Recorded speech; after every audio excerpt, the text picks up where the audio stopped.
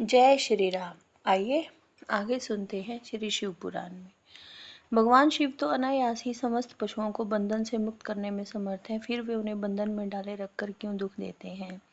यहाँ ऐसा विचार या संदेह नहीं करना चाहिए, क्योंकि सारा संसार दुख रूप ही है, ऐसे विचारवानों का निश्चित सिद्धांत है।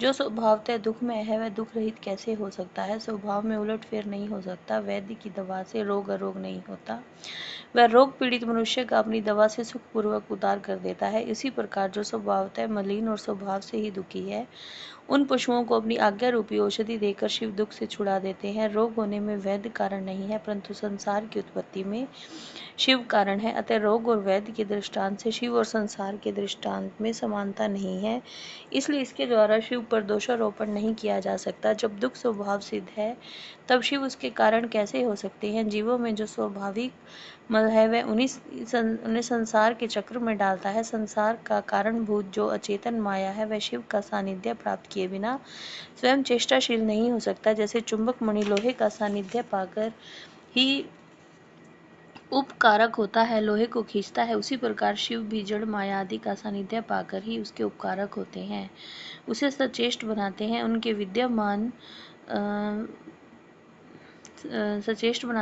विद्यमान सानिध्य को अकारण हटाया नहीं जा सकता। अतः जगत के लिए जो सदा अज्ञात है, वे शिव ही इसके अधिष्ठाता है। शिव के बिना यहाँ कोई भी प्रवृत्त नहीं होता, उनकी आज्ञा के बिना एक पत्ता भी नहीं हिलता।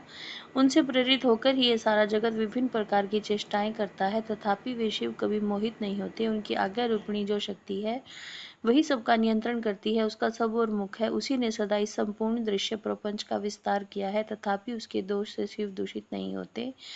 जो दुर्बुद्धि मानव मोहवश इसके विपरीत मान्यता रखता है, वह नष्ट हो जाता है। शिव की शक्ति के वैभव से ही संसार चलता है, तथापि इससे शिव दूषित नहीं होते। उसी समय आकाश से शरीर रहित वाणी सुनाई दी, सत्यम ओम अमृतम सौम्यम। इन पदों का वहां स्पष्ट उच्चारण हुआ। उसे सुनकर सब लोग बहुत प्रसन्न हुए, उनके समस्त संशयों का निवारण हो गया तथा उन मुनियों ने विस्मित हो प्रभु पवन देव को प्रणाम किया। इस प्रकार उन मुनियों को संदेह रहित करके भी वायुदेव ने यह नहीं माना कि इन्हें पूर्ण ज्ञान हो गया है, इनका ज्ञान अभी प्रतिष्ठित नहीं हुआ है। ऐसा समझकर ही वे इस प्रकार बोले, मुनियों, परोक्ष और अपरोक्ष के भेद से ज्ञान दो प्रकार का माना गया है। परोक्ष ज्ञान को अस्थिर कहा जाता है और अपरोक्ष ज्ञान को सुस्थिर। युक्तिपूर्ण उपदेश से जो ज्ञान होता है, वही श्रेष्ठ अनुष्ठान उसे विद्वान पुरुष परोक्ष कहते हैं। वही श्रेष्ठ अनुष्ठान से अपरोक्ष हो जाएगा। अपरोक्ष ज्ञान के बिना मोक्ष नहीं होता। ऐसा निश्चय करके तुम लोग आलस्य रहित हो श्रेष्ठ अनुष्ठान की सिद्धि के लिए प्रयत्न करो। जय श्री राम।